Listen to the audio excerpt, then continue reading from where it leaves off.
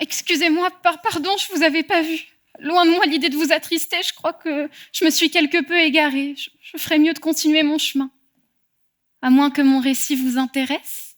Dans ce cas, installez-vous face à ma silencieuse détresse. Je vais aujourd'hui vous conter une histoire à vous en faire dresser les écailles. L'histoire d'Édouard, Édouard la canaille. Retour à l'Antiquité, Édouard est affamé. Derrière son imposante corpulence et ses griffes aussi désarmantes qu'alarmantes, difficile de cacher son appétit. Voilà qu'Édouard doit mettre en place une nouvelle stratégie. Autrement pour lui, c'en est fini. C'est d'un naturel accablant que notre reptile se rendit vulnérable. Il se roula en boule, se rendant presque attendrissable. Et il se mit à pleurer. C'est alors qu'une jeune gazelle qui passait par là s'accroupit devant lui, inquiète des états d'âme de notre ami. Il ne fallut pas plus d'1 minute au crocodile pour dévorer la gazelle. Des larmes de crocodile. Voilà la stratégie mise en place par Édouard. Ces larmes signifient pleurer de façon hypocrite, feinte dans le but d'émouvoir autrui ou de le tromper. Cela provient d'une ancienne croyance datant de l'Antiquité. Il paraît que les crocodiles pleuraient, simulant leur détresse afin d'attirer leur proie plus facilement. Fascinant. Les larmes se transforment maintenant en armes, les émotions se détournent en manipulation, et nous voilà pris au piège au même titre que la gazelle par un grand et beau discours. Oh, ne croyez pas que je parle du mien, cela serait tout à fait inconvenable. Cependant, je crois que d'autres institutions l'ont bien compris. Pas plus tard que la semaine dernière, j'ai aperçu cette drôle de façon de faire sur les réseaux sociaux.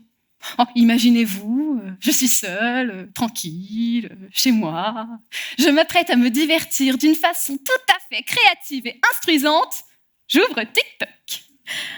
C'est alors que j'aperçois un jeune créateur de contenu se filmant en train de pleurer, priant pour qu'on l'innocente d'une mauvaise vidéo qu'il aurait faite. Oh, je vous passe les détails de cette histoire saugrenue. Mais au premier abord de cette vidéo de 32,04 secondes, 3 détails m'ont marqué.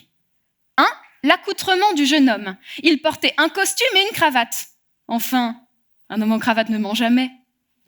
2. Le décor planté là. Une pièce vide, un peu sombre, mais laissant éclater une lumière étincelante sur lui. Mon inconscient me dit, innocent celui-ci. 3. Mais tout cela n'était rien à côté de ses larmes. Cet homme était triste. Triste et innocent. Son nom est évidemment Édouard. Ne croyez pas que dans cette histoire, je sois la gazelle. Les larmes de crocodile, je les repère immédiatement. Quelques recherches plus tard, j'ai appris, non sans surprise, que cet homme n'avait rien d'un innocent. Et pourtant, il essaie de nous persuader du contraire. Enfin, si un crocodile se faisait passer pour une gazelle dans la nature, nous le saurions. Alors pourquoi est-ce si difficile aujourd'hui ? Des Édouard, j'en connais plein. Dans le monde médiatique, mais aussi politique contemporain, l'émotion est devenue un outil de communication stratégique. Qui n'a jamais entendu de discours dénué d'émotion ? La politique est une scène, d'un côté la comédienne, de l'autre les spectateurs. Les discours se donnent, se multiplient, se répètent et parfois même une larme coule. Était-elle spontanée ? Venait-elle du cœur ou était-elle calculée par un manipulateur ? L'émotion passe pour monnaie d'échange. Elle achète notre confiance, notre compassion, nos excuses et parfois même notre vote. Édouard sort son mouchoir, il le brandit, il émeut le public, capte l'attention, gagne les émotions, touche les cœurs. Tout ça pour un vote ? Mais alors qui est Édouard ? Un manipulateur ? Oui, mais est-on sûr que la gazelle était innocente ? N'avait-elle aucune idée derrière la tête en s'approchant du reptile ? Mesdames et messieurs, ne lui jetez pas la pierre. Qui ici peut m'assurer qu'aucune écaille ne lui ait jamais poussé ? Qui peut m'assurer qu'il n'a jamais sorti une griffe ou 2 afin de parvenir à sa fin ?